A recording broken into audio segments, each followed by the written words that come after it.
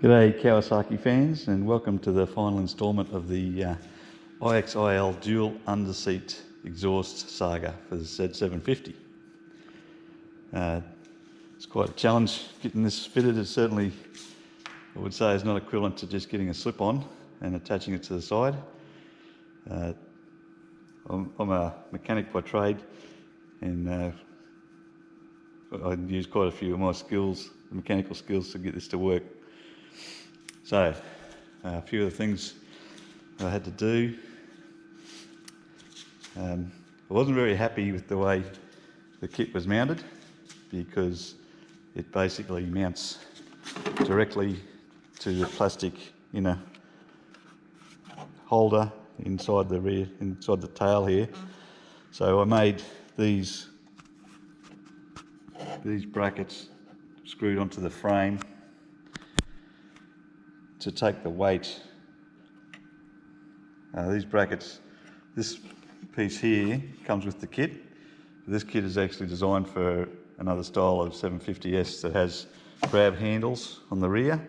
So that actually sits in there the other way around, and it comes up and attaches to the mounts for the grab handles. This bike doesn't have those, so that wouldn't work. And as I said, it's all mounted with these 6mm screws. There's 4 of these. There's 4 of those under there that mounts the exhaust, and it's just bolted to the plastic.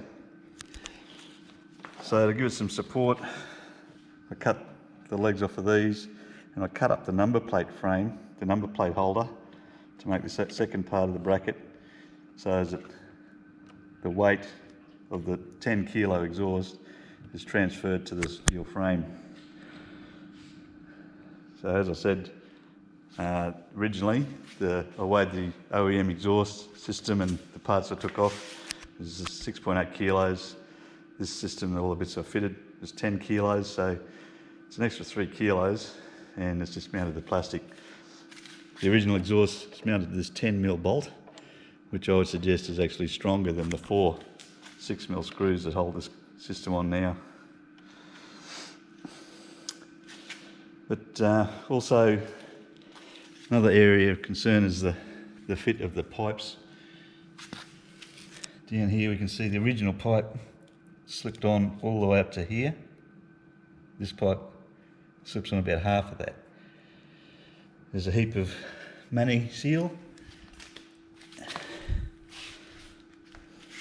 There's a heap of this exhaust sealant paste in there and on all the joints to stop the leaks, because if that wasn't in there, it would be leaking all over. Leaking very bad. You can see with the original pipe here, it had this sleeve goes in the pipe and onto the header, and that allows movement between the pipe and the header for expansion. So now we've got nothing for expansion, we've got a longer pipe,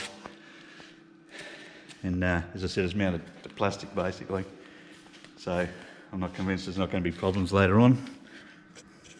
Up under there, it's another area that's caused issues because of the clearance between the guard and where the pipe crosses over. Originally, when I first fitted it, that was going to hit on the guard, so put a floor jack up through underneath and pushed the pipe up to get clearance. Now it's right up very close to, I believe this is the regulator for the charging system, so it's probably going to get some heat there. Another thing you have to do to open the rear cowl, the normal spot for the lock is up under there, which you can't access anymore, so you have to cut a new hole for the lock in the side and reposition that onto the side there. Does actually probably make it easier to get at, but not as tidy now. It seems to have pulled all the plastic work at the back out of shape a little bit as well, and I imagine there's going to be some heat getting onto the number plate light. But anyway, Yes, finally, after taking everything apart, putting it back together, that's what we ended up with. These bolts and spacers come with the kit, so normally these rear peg mounts sit right in flush, but the kit does come with those. I won't be using the rear pegs because it's a single seat registered. And you can see where I cut the end off the foot peg with the foot guard. The tip of that would have been poked into there. Could have probably left another 1/4 inch or so, but got enough clearance there now. Right, so I'll start it up so you can hear what it sounds like. You can see the number plate it's working.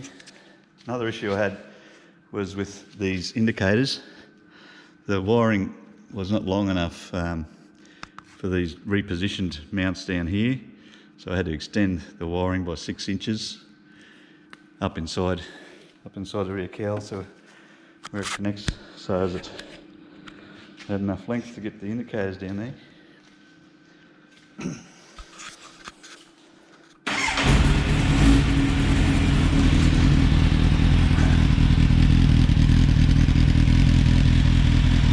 Okay, so a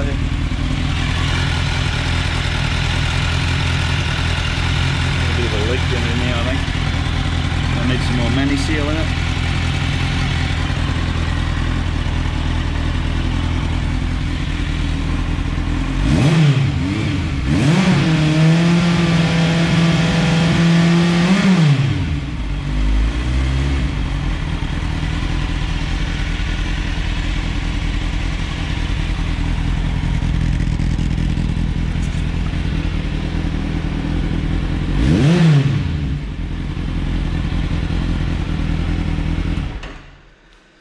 Yeah, so not too noisy, certainly not as noisy as it was without an exhaust on it. And I'll just show you one other thing while I'm here.